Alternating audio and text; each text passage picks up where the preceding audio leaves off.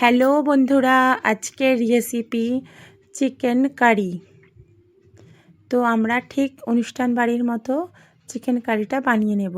তো আমি এখানে 500 চিকেন নিয়েছি। এর মধ্যে হাফটা চামচ নুন দিলাম, হাফটা চামচ হলুদ গুঁড়ো দিলাম, হাফটা চামচ লঙ্কা গুঁড়ো দিলাম। এখানে আমি হাফটা চামচ দেব আদা বাটা আর হাফটা চামচ দেব রসুন বাটা। এবার আমি এটাকে ভালো করে মাখিয়ে নেব, হাত দিয়ে ভালো করে মাখিয়ে নেব।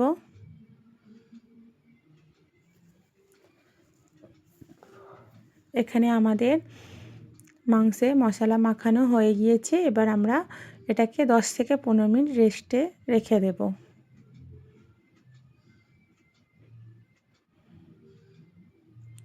তো আমি এখানে দুটো বড় সাইজের আলু কুচিয়ে রেখেছিলাম, সেই আলুটাকে আমি নিয়ে নিলাম। এর মধ্যে আমি হাফটা চামচ নুন দেব আর সামান্য পরিমাণ জাফরান দেব। আলুটাকে আমি ভালো করে জাফরানের সঙ্গে মাখিয়ে নেব। ঠিক এইভাবে জাফরানটা আলুর সঙ্গে মাখিয়ে নিলে কালারটা খুব সুন্দর আসবে আলুর। দেখো এখানে আলুটা আমাদের মাখানো হয়ে গিয়েছে। এবার আমরা চুলোর মধ্যে কড়াটা বসিয়ে দিলাম, পরিমাণ মতো তেল দিয়ে দিলাম। তেলটা আমাদের ভালো করে গরম করে নিতে হবে। তেলটা আমাদের প্রায় গরম হয়ে এসেছে। এবারে আমরা এর মধ্যে মাখিয়ে রাখা আলুগুলো ঢেলে দিলাম। আলুগুলো দিয়ে তেলের মধ্যে আমরা ভালো করে নাড়াচাড়া করে নেব।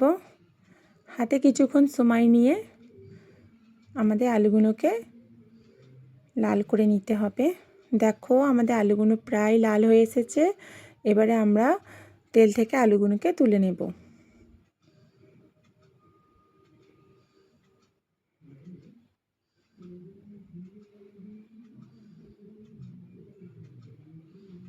তেল থেকে আমরা আলুগুলো তুলে নিলাম।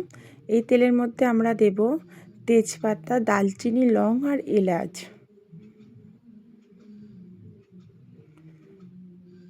আর দেব পেঁয়াজ কুচি। আমি এখানে 4টে বড় সাইজের পেঁয়াজ কুচিয়ে রেখেছিলাম, সেই পেঁয়াজ কুচিগুলো আমি এই তেলের মধ্যে দিয়ে দিলাম।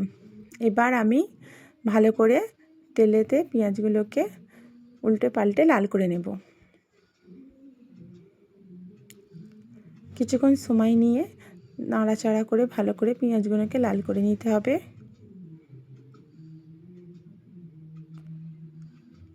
দেখো পেঁয়াজগুলো অনেকটাই লাল হয়ে এসেছে।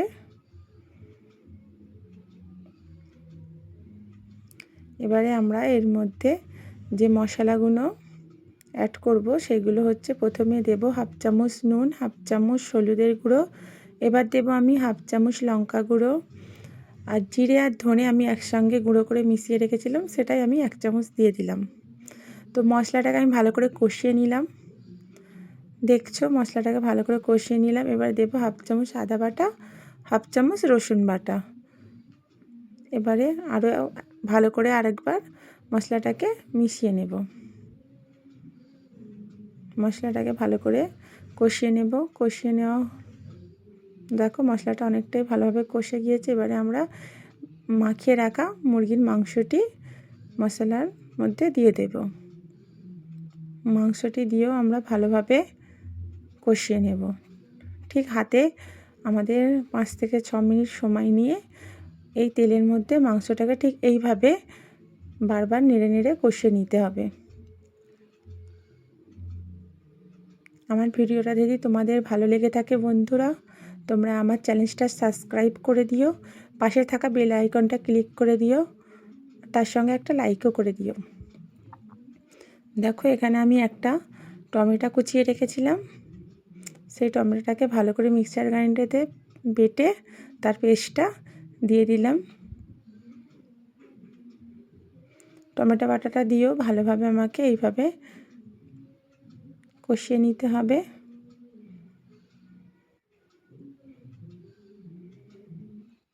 2 থেকে 3 মিনিট টমেটো বাটা দিয়ে আমি কষিয়ে নিলাম।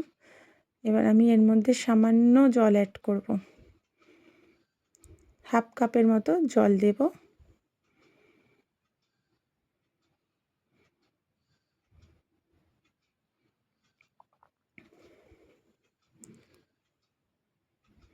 জল দেওয়ার পর এটাকে ভালো করে নাড়াচাড়া দিয়ে ঢাকনা চাপা দিয়ে আমি কিছুক্ষণ সিদ্ধ হওয়ার জন্য ছেড়ে দেব।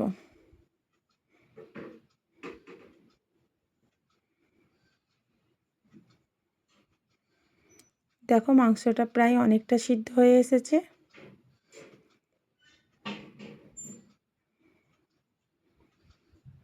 এবার আমরা এর মধ্যে ভেজে রাখা আলুগুলো দিয়ে দেব। আলুগুলো দিয়েও আমরা ভালোভাবে কষিয়ে নেব।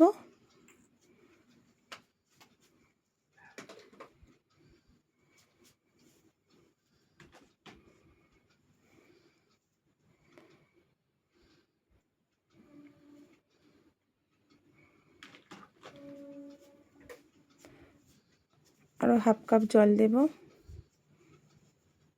জলটা দিয়ে ভালো করে নাড়াচাড়া করে আরও 10 থেকে 15 মিনিটের জন্য আমরা ঢাকনা চাপা দিয়ে এটাকে সিদ্ধ হতে ছেড়ে দেব। দেখো যতক্ষণ এটা সিদ্ধ হচ্ছে ততক্ষণ আমি এখানে একটা মশলা করে নিই। আমি এখানে চালমগজের দানা 1 ঘন্টা আগে ভিজিয়ে রেখেছিলাম, সেটা আমি মিক্সচারে দিয়ে পেস্ট করে নেব। এখানে আলু মাংস প্রায় সিদ্ধ হয়ে এসেছে। আমি এর মধ্যে পেস্ট করে রাখা চালমগজের দানাটা অ্যাড করব।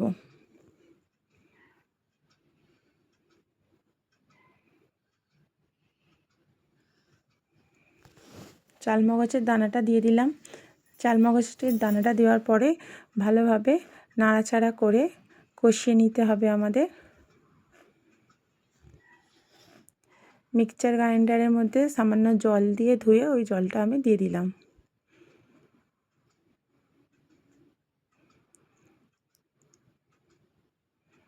এবার আমরা উপর থেকে একটু নুন ছড়িয়ে দিলাম।